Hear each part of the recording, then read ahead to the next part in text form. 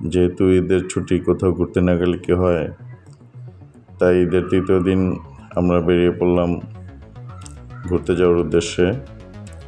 এখানে আমরা আমাদের গাড়ির জন্য অপেক্ষা করছিলাম। অল্প কিছুক্ষণের মধ্যে আমাদের গাড়ি চলে আসে এবং আমরা রওনা দিই সোনারগাঁও পানাম সিটির উদ্দেশ্যে।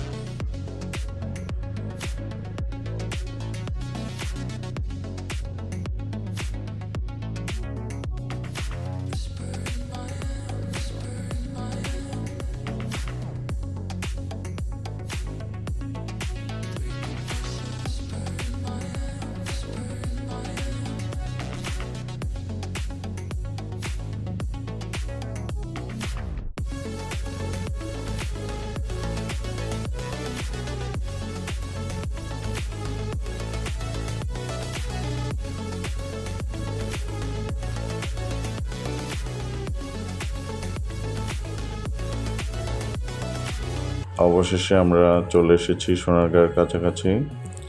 অল্প কিছুক্ষণের মধ্যে আমরা সোনারগাঁয়ের গেটে চলে যাব।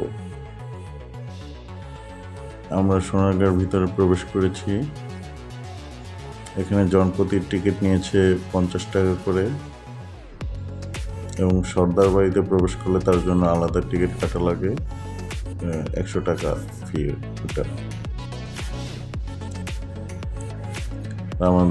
আমাদের মেয়েরা ছবি ওঠানোর জন্য পুকুরের ঘাটে চলে আসে, তারা এখানে ফটোশ্যুট করবে।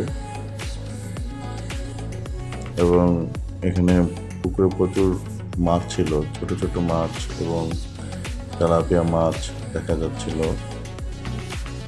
তো বাচ্চারা এখানে এসে খুবই মজা পায়, সবাই যে মাছ ধরার জন্য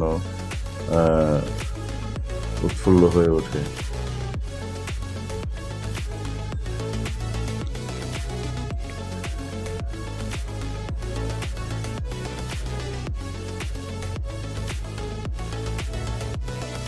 আমার স্ত্রী, তো ওই দিন ছিল খুবই গরমে সবাই খুব অস্থির হয়ে যাচ্ছিল। আমরা এক জায়গায় দাঁড়িয়ে ছায়াতে দাঁড়িয়ে বাতাস খাচ্ছিলাম এবং একটু রেস্ট নিচ্ছিলাম।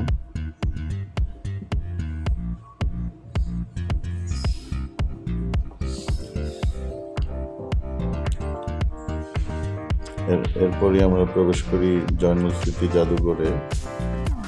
এখানে আমাদের সংস্কৃতির বিভিন্ন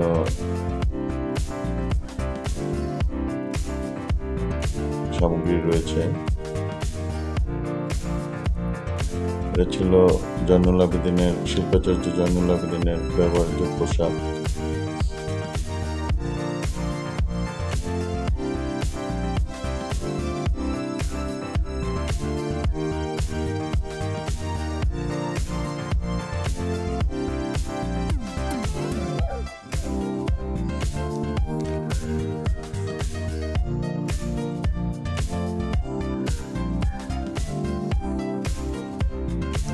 সবাই ঘুরে ঘুরে দেখছিল সবকিছু।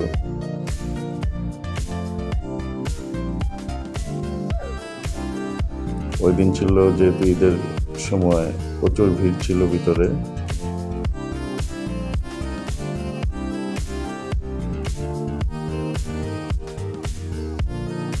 সম্পূর্ণ জাদুঘর পরিদর্শন শেষে আমরা বাইরে চলে আসি।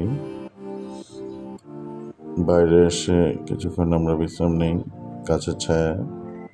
এখানে দেখা যাচ্ছে সিমেন্টের তৈরি 2টি সার, বাচ্চারা এটার উপর উঠে মজা করছে। ভিতরের পরিবেশটা খুবই সুন্দর।